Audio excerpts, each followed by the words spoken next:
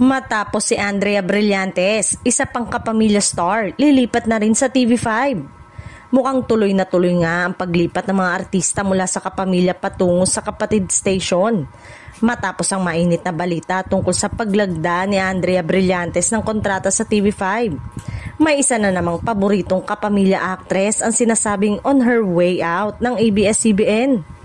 Ayon sa source, tahimik lang daw ang aktres sa kanyang mga plano pero madalas nga raw itong makitang dumadalaw sa isang opisina sa Mandaluyong, kung saan nakabase ang ilang executive ng TV5 at MQuest Ventures, ang talent arm ng network. Hindi pa man kumpirmado pero ayon sa insiders, matunog na ang pangalan ng aktres sa mga closed doors meeting ng production team.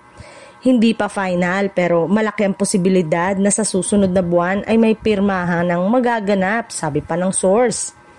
Dagdag pa ng source, ayaw pa niyang umalis noon pero gusto na raw niyang mag-explore at mag-grow sa ibang environment.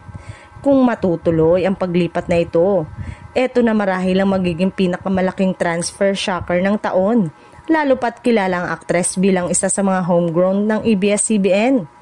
Ang tanong, siya na nga ba ang susunod kay Andrea Brillantes bilang bagong kapatid? Abangan dahil kung totoo ang chismis, malapit na malapit raw ang official announcement.